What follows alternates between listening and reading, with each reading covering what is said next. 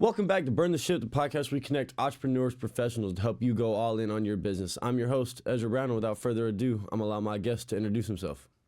Hi, I'm Tim Traub. I work for a company called the Outlook Group in Wisconsin. I'm in the packaging, printing and packaging industry and contract packaging. Have a diverse portfolio of things that we bring to the market space. I hear you. So, Tim, tell us a little bit about kind of your story, where you got, how you got to Outlook, and kind of what this venture's been like for you in that professional space.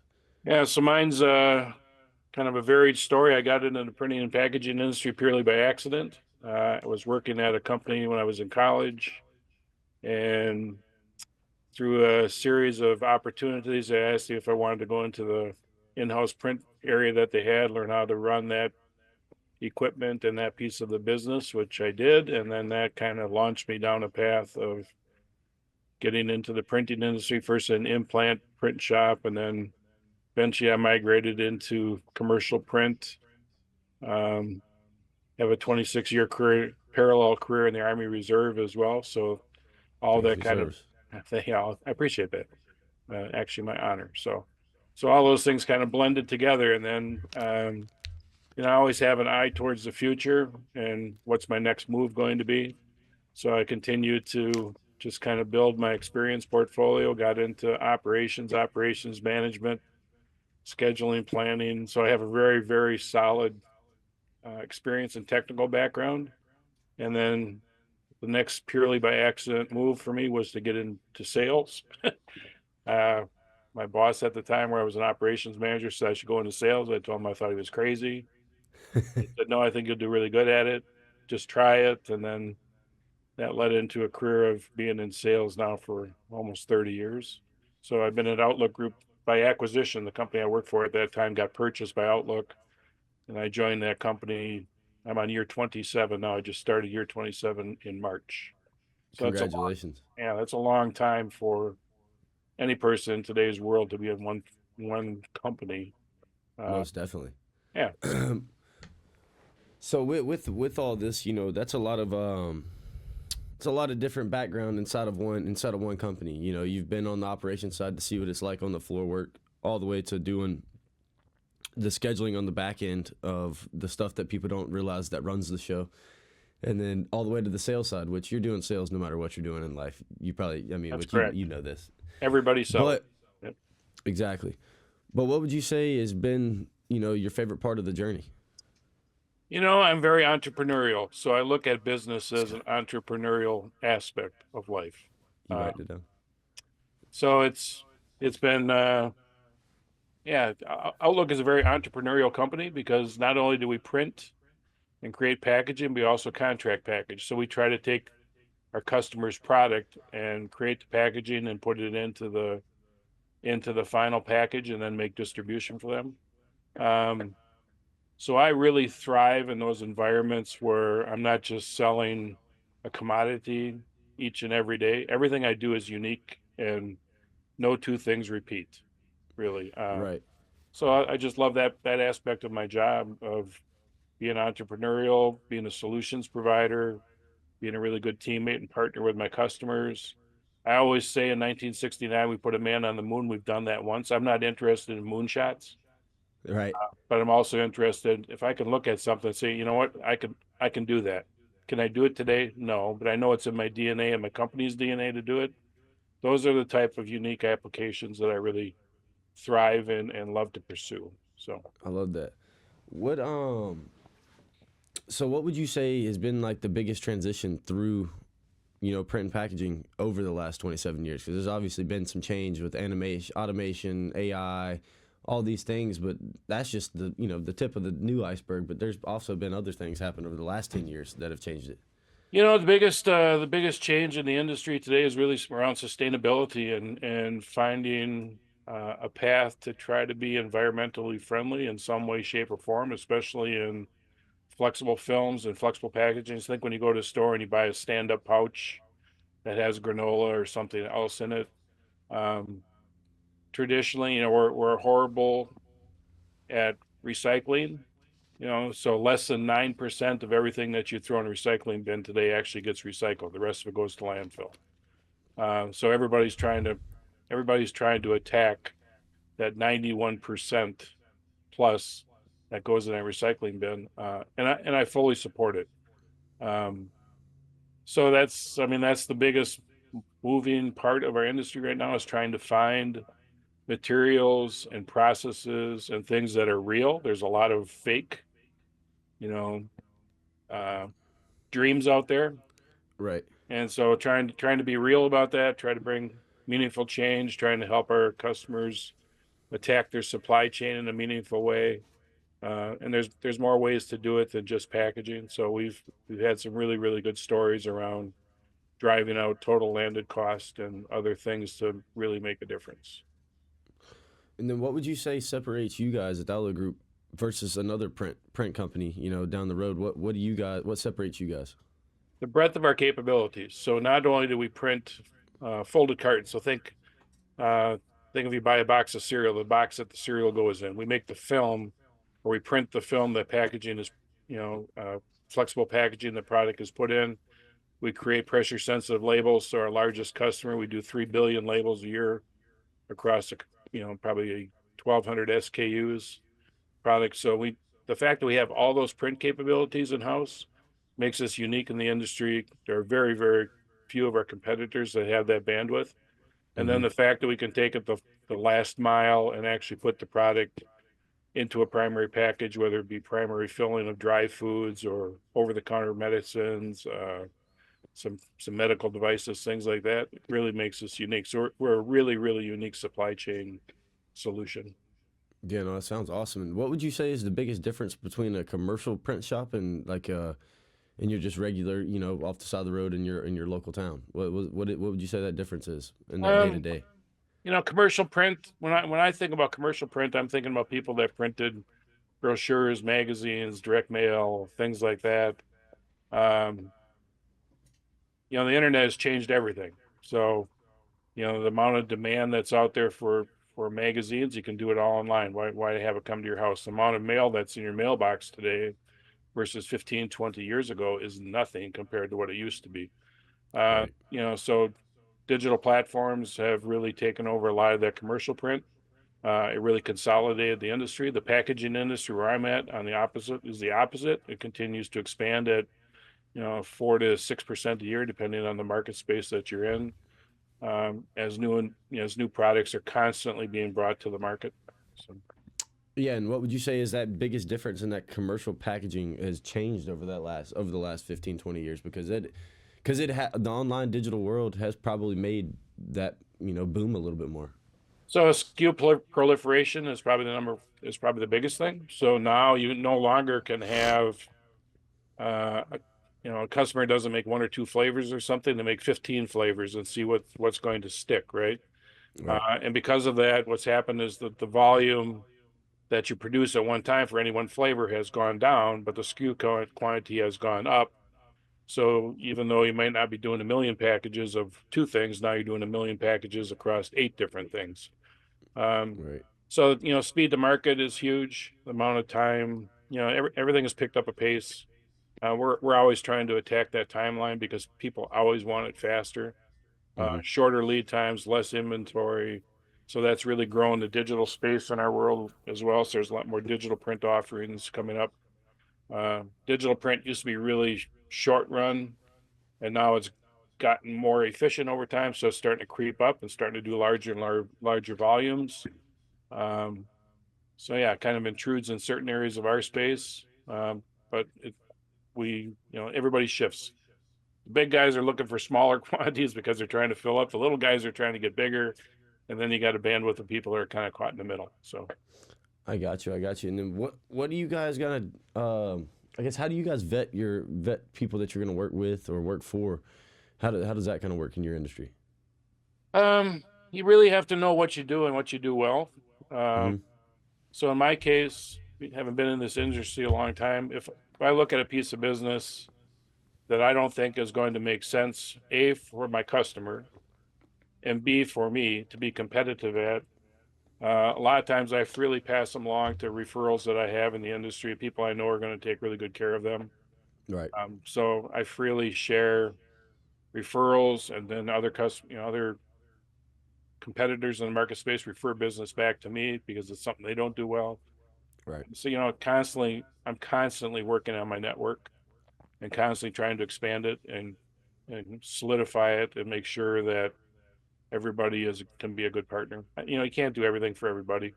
Absolutely. You got to be honest enough to realize it and communicate it up front. Saying you can do something that you can't gets you in trouble. So Absolutely. It's probably worse than doing something that you can do and screwing it up and then correct. doing it back Do again. do what you do and do it well and do a lot of it. Absolutely, I do agree with that very much so, Tim. What would you say? And I understand that it's you saying that you got to know what you do and do well. Is how much of that it's helped you guys grow your business? It's went from being the company that acquired by Outlook, and for you to get to that point, it had to be very successful. Yeah.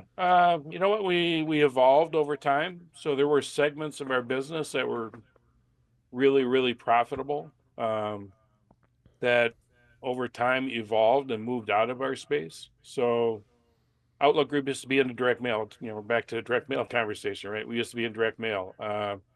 Direct mail was on its way down, and the volumes was getting lower and lower and lower. It's getting harder to compete. The profitability wasn't there. So about 10 years ago, we made a very strategic decision to get out of direct mail altogether and become 100% packaging focused on our label offering, flex, folding carton. And then the contract packaging um, really started to evolve as well. We're highly engineered in what we offer on the contract packaging side. So Mm-hmm. I'm looking for long-term pieces of business that we can invest in. Mm-hmm. And I might take a piece of business that we're not really good at. I know we can Right. do it. We'll bring it in, and then we'll look for a way to lean it up and get really good at it. Um, and then we really attack that supply chain, the bottom line of that supply chain. So I can give you a really cool example if you want one. Yeah. No. Absolutely. So Ron makes an ear thermometer. On the end of the ear thermometer, there's a little disposable cover. So you take your temperature. When you're done, you shoot that cover in the trash can. Mm-hmm. So we took that business over in 2009. Here's what that supply chain looked like. Um, the product was being thermoformed and packaged in Carlow, Ireland. The Mm-hmm. plastic was coming out of Oshkosh, Wisconsin, put on a freighter, sent to Ireland. The folding carton business was coming out of Europe. The corrugated was coming out of the UK somewhere. They're putting all the product together. Uh, they could only package 65 million lens filters a month, which sounds like a lot, but I'll get to that in a second. But It's not. they had 15% waste, and then 80% of the product came back to the US. So Braun decided to sell that brand off and to somebody else to take it on. They just held on to a royalty side of it, and they wanted to bring the business back to the United States. So we put a plan together. So now you're looking at a supply chain of hundreds of thousands of miles over the course of a year. So we brought that back. Today we produce that in-house. We package about 4.2 million a day with less than 2% waste with two people. They had six people in Ireland. During COVID, we were doing 9 million a day. We did about 2.2 billion in 1 year. And since 2009, we've taken over 2 million miles out of the supply chain just in freight. Let's go. That's awesome. Yeah. So, you look at all the carbon offset and all the savings and just, everything we do is within a 300-mile footprint. Because our customer, less than actually, our end customer is the one that makes the part. They send us the part. Mm-hmm. We fill it. We do everything from there, including getting ready to ship to distribution. The plastic it's just kind of a milk run. So every day they pick up plastic, they pick up an empty carrier system that we use. They backhaul, drop new product off, and every day of the week except Sunday, the milk run goes. So I hear you. And then how do you guys kind of acquire those jobs? that just started from a cold referral for me. And Yep. I went in to look at the piece of business because hey, we need somebody to make a carton. So I looked at it and I said, I could fill it too. And they said, we have somebody for that. I said, okay, great. And then all of a sudden they didn't have somebody for that. So they called me back I'll never forget. It was Thursday night at 7 o'clock at night. I got a phone call from the president of the company that, that had the business. And says, are you sure are you 100% positive you can fill that carton? I said, I know I can. I can't do it today, but I'm telling you, it's in our DNA and we can do it. He said, okay, I need to talk to you. I said, okay, when? 8 o'clock tomorrow morning. So I went in back at 8 o'clock on Friday morning, and by Tuesday morning, I had a handshake deal for a multi-million-dollar contract. And then we had to go and get the equipment built. We went to Ireland, looked at what they were doing, brought the idea back, reinvented the equipment, custom built a line, installed the line, and we had first part approval, and we were in production in less than 9 months from zero. Yeah, yeah, that's awesome. That's awesome. That's a success story right there. Yeah. And how much of that did change y'all's business? Changed our business significantly because, and then all of a sudden we've got a great story to tell, right? And not Right. only tell it, but show it.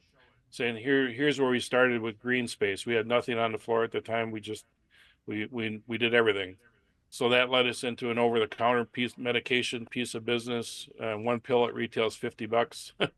um, and they were having supply chain story problems as well. So we brought them in, and all we had was empty floor space. We had nothing, and we put a plan together. They came in. We laid out our plan. We had a huge Gantt chart. It was probably 12 feet long, and said, all right, if we're going to take your business on, we're going to put it in this space. We showed them the space. There's no walls, no ceiling, but no walls, nothing. So we're going to put it here. We're going to build this room. We're going to equip this room. We're going to put your equipment in here. Here's what the equipment looks like. Here's the timeline for it, everything else. And they bought in. They said, okay, we're in. So they signed a deal in March, and July of that year, we had first part approval. And we had nothing before that. We had no equipment, nothing. We built and installed the room, equipped the room, and in production. And today we produce, probably just shy of 20 million parts a year for that business. That's crazy. How big's y'all shop?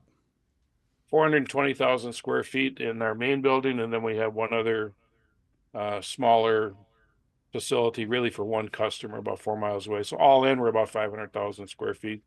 And you guys are About located 350 where? employees. Just outside, we're in Neenah, Wisconsin, which is Appleton, Green Bay area. Hmm. So we have about 350 employees. That's awesome. All you guys Packers up there?